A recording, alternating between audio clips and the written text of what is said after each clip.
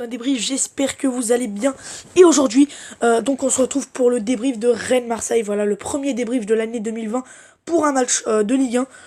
Et donc voilà les amis, donc premier match de l'année 2020, c'était vraiment un match très chaud, très électrique, qui comptait pour tout simplement pour le classement, parce que si Marseille gagnait, Marseille prenait 11 points d'avance sur Rennes, et donc conforterait encore un peu plus sa place de dauphin. Si Rennes gagnait, Rennes reviendrait à 5 points de l'OM. Donc voilà, match donc à enjeu. Et Marseille qui s'est imposé à l'arraché grâce à un but de Kevin Strootman qui était rentré en jeu. Voilà, Kevin Strootman présent sur un coup franc de Dimitri Payet. Et donc qui a réussi à marquer donc le but de la victoire à la 84e minute de jeu. Strootman qui était rentré 10 minutes auparavant. Donc voilà, coaching gagnant, et surtout il marque son deuxième but de la saison après avoir marqué contre Strasbourg sur penalty. Et donc Marseille qui prend 11 points d'avance sur Rennes, et donc Rennes qui est troisième, et donc Marseille qui donc est deuxième et second et dauphin de ce classement derrière le PSG à 4 points du PSG. C'est quand même assez chaud, hein, même si le PSG a un match de retard. Ils joueront 2 matchs de suite contre Monaco. Être à 4 points du PSG, c'est quand même pas rien. Voilà, donc Marseille est toujours dans la course pour le titre. Mais les amis, voilà, c'était vraiment un match très difficile pour l'OM. Même si je pense qu'il y avait un mini truc qui disait que je pense que l'OM était un petit peu au-dessus de Rennes. Mais Rennes, franchement, ça aurait été un super match de la part des Rennais. Franchement, très bon match de la part des Rennais.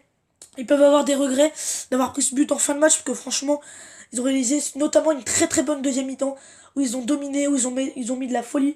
Je pense notamment à Rafinha qui a été énorme. Voilà, Rafinha sur le côté droit, ça a vraiment très bien marché. Il a été omniprésent sur ce côté. Il a vraiment mis en difficulté toute la défense marseillaise. Et d'ailleurs, les amis, et j'en reviendrai plus tard dans la vidéo, l'OM aura été défensivement, aura eu un mental de ouf, parce que franchement, c'est vraiment difficile de défendre contre une telle défense et de ne pas prendre l'eau. Voilà, ils ont notamment voilà la paire Doujé Caleta-Char et Alvaro Gonzalez a été impeccable ce soir. Voilà, ils ont été impeccables.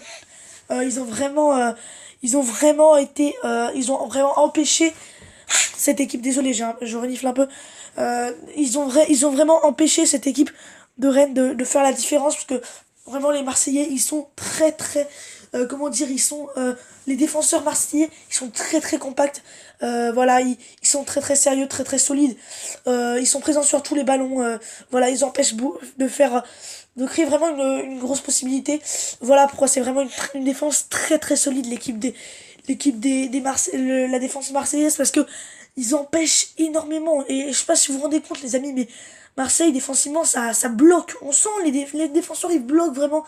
Il y a très peu d'espace pour marquer un but contre Marseille. C'est vraiment très difficile. Il faut vraiment avoir beaucoup de vista, beaucoup de technique et beaucoup de précision dans ses gestes et dans ses dribbles pour réussir à marquer des buts, parce que franchement Marseille, ça défend très bien, et ça l'a encore montré. Parce que oui, Rennes a dominé en deuxième mi-temps, mais franchement Marseille a été quand même impeccable.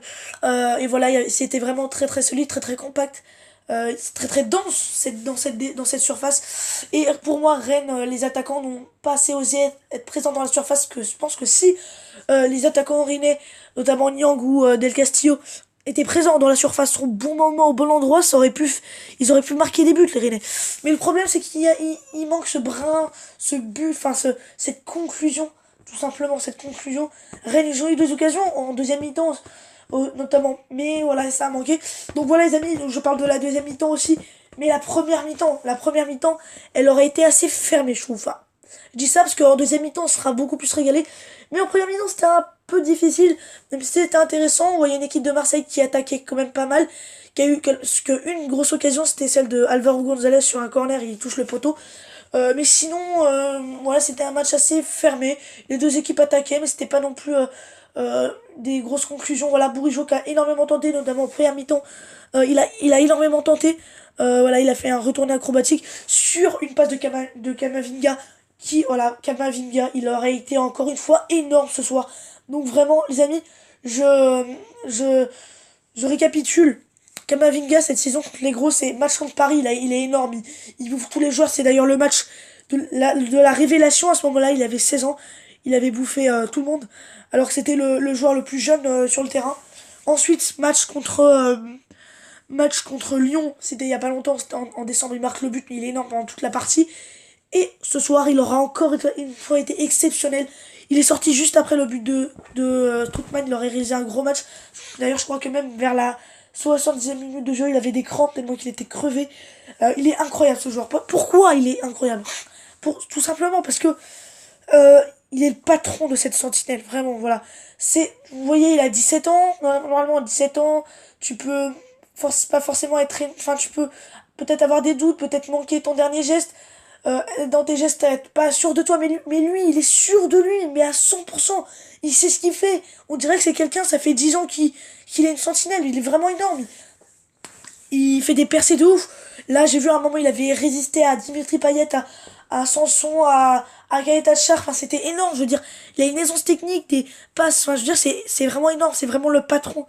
Et lui, je te jure que je pense que dans 10 ans, dans à peu près 10 ans, mais ça va être un phénomène, mais très très connu. Mais je pense qu'il peut aller dans des grands clubs, ce gars. Il est vraiment incroyable. Il est vraiment incroyable.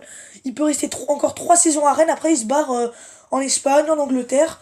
Voilà, il est vraiment incroyable. Vraiment, il est incroyable. Et moi, je pense qu'il peut vraiment avoir une grosse carrière parce c'est un enfant, hein. Enfin, oui, voilà, c'est techniquement un enfant, hein. Il a 17 ans. Enfin, c'est un majeur. Euh, et il est déjà énorme. Vraiment, c'est le patron de ce milieu de terrain. Je veux dire, voilà, vous savez, des fois, quand t'es jeune, tu peux douter dans ce que tu fais. Mais lui, c'est vraiment énorme. Enfin, on dirait vraiment que c'est le patron. Il est grand, il a toutes les qualités. Il délivre des caviars. Il te met des caviars pied gauche. Il est droitier, il est gaucher. Il sait bien tirer de son mauvais pied. Alors oui, ça c'est normal parce qu'on est des professionnels. Mais voilà, une aisance technique des deux pieds, de partout. Et surtout, la sérénité dans ce milieu de terrain. Mais ça n'a pas suffi, mais vraiment il aurait encore été énorme ce soir. Et même dans les petits matchs contre les équipes les plus petites, il est aussi énorme. Et moi je regarde pas tous les matchs de Rennes, hein. Mais quand je regarde les matchs de Rennes, notamment contre Lyon, il m'avait impressionné. Contre Paris, n'en parlons pas aussi. Ce soir il aurait été énorme. Voilà, c'est vraiment un phénomène ce joueur. Et je suis sûr qu'il peut vraiment aller très très loin. Sinon voilà, donc en première mi-temps, Marseille donc qui essaye d'attaquer. Donc ouais, c'est une bonne première mi-temps au niveau de la solidité. Marseille qui est au-dessus, mais voilà, en deuxième mi-temps, les Marseillais se sont vraiment fait bouffer dans le jeu, incapables d'aller vers l'avant. Et vraiment, Marseille qui réussit à marquer grâce... Euh, désolé. Il réussit à marquer sur un coup de pied arrêté de Dimitri Payet sur le poteau. Et c'est Strootman qui a la retombée. Mais sinon, je vois pas comment Marseille, dans le jeu, aurait réussi. C'était vraiment impossible parce que Marseille, ils étaient cuits en deuxième mi-temps. Pourtant, ils ont pas énormément donné en première mi-temps, mais voilà, c'était vraiment un match sérieux, on va dire, au niveau de la sérénité, ils ont pas tellement concédé, malgré une bonne deuxième mi-temps, ils ont pas tellement concédé. Et quand même, Rennes, on peut quand même positiviser ce match, parce que c'était vraiment énorme, mais voilà, c'est terrible. Mais Marseille, vraiment, c'est un coup de poignard, vraiment, cette équipe. Parce que ils sont pas forcément énormes à tous les matchs, il a encore montré. Mais ils ont montré que c'était une équipe qui gagnait. Voilà, ils ont montré que c'était une équipe qui gagnait. Voilà, c'est pas comme Lyon où Lyon, si, des fois ils font des bons matchs, mais ils arrivent pas à gagner. Bah Marseille, ils gagnent très très très souvent. Et c'est ça qui fait qu'ils sont deuxième. Et c'est ça qui fait qu'ils jouent le titre avec le PSG. Même s'ils jouent pas le titre, voilà quoi. Le PSG, je pense qu'ils vont réussir quand même à conserver leur titre. Mais voilà, Marseille, ils jouent le titre. Et la deuxième place, à mon avis, on peut le dire maintenant, c'est sûr, ils vont la garder. Même s'il faut pas parler trop vite, hein, on est qu'à la 20e journée, mais voilà, tout peut changer. Mais à mon avis, si Marseille continue d'être comme ça, et ça, j'en doute pas, bah, je pense que Marseille va facilement finir deuxième de cette Ligue 1. Derrière, je pense que ouais, Rennes peut finir troisième, même si, à mon avis, ça va être difficile. Si Rennes accrochait une place de Ligue des Champions, ça serait exceptionnel, ça serait historique aussi, parce que Rennes n'est jamais allé en Ligue des Champions dans son histoire. Mais ça serait historique. Voilà, ils sont capables, les Rennais. Il faut qu'ils continuent comme ça, il faut qu'ils se souviennent de ce match, parce que c'est vraiment énorme. Et Rennes qui réussit contre les grosses équipes, hein. Ils avaient déjà bien réussi à Marseille lors du match aller, ils avaient fait 1-1. Ils avaient gagné contre Paris au début de la saison. Ils avaient battu Lyon 1-0. Alors oui, Lyon était vraiment vraiment soporifique et laborieux et nul. Mais Rennes avait réalisé un très très bon match. Rennes, c'est qui vraiment qui peut être très très haute, qui peut vraiment poser beaucoup de problèmes. Et voilà, Marseille, ouais, une équipe très solide, vraiment qui aura... Surtout Marseille, pourquoi ils ont gagné aussi? Parce que Marseille, on peut leur reprocher de positif sur ce match, c'est qu'ils n'ont pas énormément douté défensivement. Et je l'ai dit au début de la vidéo, ils n'ont pas énormément douté défensivement. Ils n'ont pas non plus trop pris comme lui on peut prendre. Il y a une défense tellement sereine, des défenseurs tellement habiles et qui anticipe ce qui va se passer. C'est vraiment énorme, la défense, la solidité, la, la gestion, enfin je sais pas comment dire, mais voilà, c'est un mélange de tout ça qui permet à l'OM de gagner. Même s'ils auront beaucoup concédé, et on s'entend en deuxième mi-temps que ça avait beaucoup moins d'envie. Mais défensivement, ça aurait été bien. Sinon, au milieu de terrain, voilà, en première mi-temps, ils gagnaient à peu près la bataille. En deuxième, c'était largement Rennes qui l'a gagné. Mais voilà, offensivement, par contre, Marseille, il y aura énormément manqué d'idées sur ce match. On a senti les Marseillais vraiment offensivement qui, quand ils attaquaient, je veux dire, il n'y avait pas non plus, notamment en deuxième mi-temps. Là, je parle de la deuxième mi-temps, même en première mi-temps, je veux dire, il manquait aussi ce brin de folie, ce brin, cette conclusion qui aurait fait très très mal. Voilà, c'est ça qu'il a manqué sur ce match. Et Marseille réussit à marquer sur un Kevin Strootman qui est bien placé, qui va réussir à mettre ce but sur un coup de pied arrêté, sur une phase arrêtée. Mais voilà, sinon je vois pas comment il y aurait eu des buts parce que c'est un match vraiment où les défenseurs sont très très bons. Parce que oui, je l'ai pas souligné, mais Rennes, les défenseurs rennais, ils auraient été exceptionnels aussi. Faut vraiment pas le cacher. Les défenseurs rennais, exceptionnels dans le terme où, dans le sens où vraiment Morel et Da Silva, c'est vraiment très très solide. Et même les latéraux, Traoré et Mawassa, c'était vraiment très solide sur les côtés. Enfin bref, voilà, deux très très bonnes défenses, deux bonnes attaques aussi, même si Marseille, même les tirs, je sais pas, les stats sur France Football, il n'y a pas les stats. Faut chercher sur Google. Mais les stats, je pense, c'était... les tirs, c'était vraiment égalité, je pense, même si je pense que c'était un peu plus en faveur de Marseille. Mais voilà, on s'est vraiment régalé au niveau du jeu. Au niveau, on a vu deux équipes vraiment très très sereines, très très bonnes défensivement. Voilà, on n'a pas vu plein de buts avec des défenses apathiques, des défenses, voilà, c'était vraiment un match avec deux grosses équipes, vraiment. Et ça a tourné en faveur des Marseillais.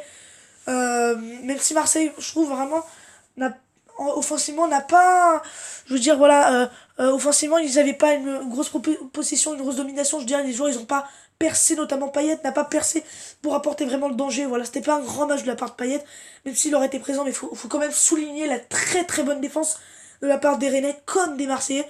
Et voilà pourquoi il y a que un but sur ce match. Mais on peut pas dire que c'était un match de merde. Enfin, moi personnellement j'ai vu le match, je me suis régalé, hein. Et voilà, Rennes, même si voilà, on leur a vu vraiment une magnifique ambiance au Roison Park. Vraiment, on sera régalé, l'ambiance, elle aurait été énorme.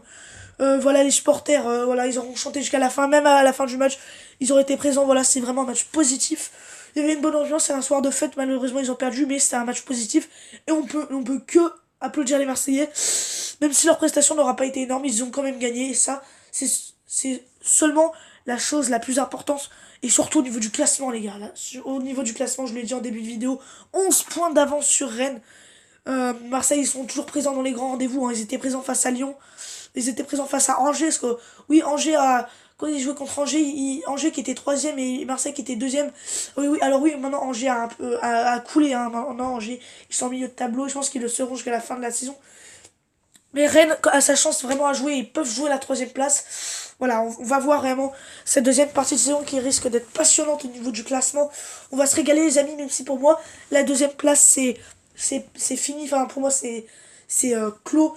Et je pense que Azot, toi qui regardes cette vidéo, tu dois être content, hein, que je dise ça. Alors, je sais pas si toi t'es du même avis, mais moi je pense que Marseille, voilà, va facilement finir deuxième de cette Ligue 1. C'est tellement facile pour eux. À part Paris, pour moi, vraiment.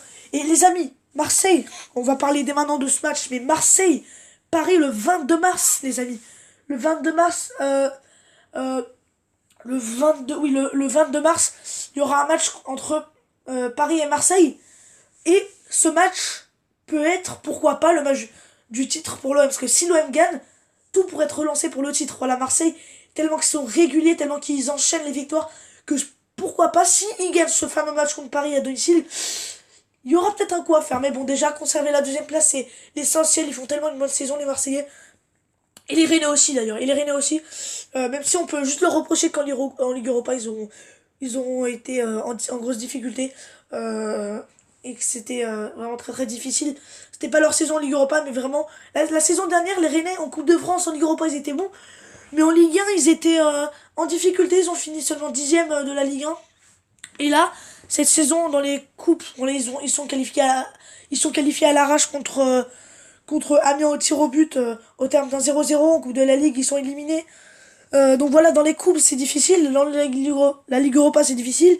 Mais, euh, en Ligue 1, la ligue la plus importante, enfin le championnat, c'est ce qui compte, qui est le plus important. Et bah Marseille, Rennes, pardon, ils sont présents tout simplement, et c'est ça. Leur objectif maintenant, les Rennais, je parlais de Montpellier qui était vraiment un gros club. Et bah Rennes, je pense pourquoi pas que dans cette décennie, Rennes pourrait pourquoi pas jouer des places européennes et des places. Et je parle de la Ligue des Champions, hein. Je parle pas que de la Ligue Europa, mais voilà. Ils peuvent pourquoi pas jouer la Ligue des Champions dans cette décennie. Les Rennais, si ils continuent comme ça, pour moi, ils peuvent pas faire partie des grands. Donc voilà les amis, c'est la fin de cette vidéo. Vraiment, j'espère qu'elle vous aura plu. J'espère que ce débrief vous aura plu. Donc voilà, n'hésitez pas vraiment à lâcher votre pouce bleu et à vous abonner. C'est vraiment très très important. Si vous voulez que je continue comme ça et que j'enchaîne les vidéos, comme je le fais depuis le début de la saison. En tout cas, voilà, j'espère que vous avez aimé cette vidéo et j'espère que vous avez kiffé ce premier match de l'année 2020 si vous l'avez vu. En tout cas, moi je vous ai dit mon ressenti. N'hésitez pas à dire votre ressenti en commentaire. En tout cas, moi je vous dis à très très vite pour de prochaines vidéos et notamment pour les débriefs et l'avant-match de Lyon-Bordeaux. Et là, demain, il va y avoir une vidéo qui va sortir. C'est sur l'adversaire de l'OL en demi-finale de Coupe de la Ligue qui est Lille.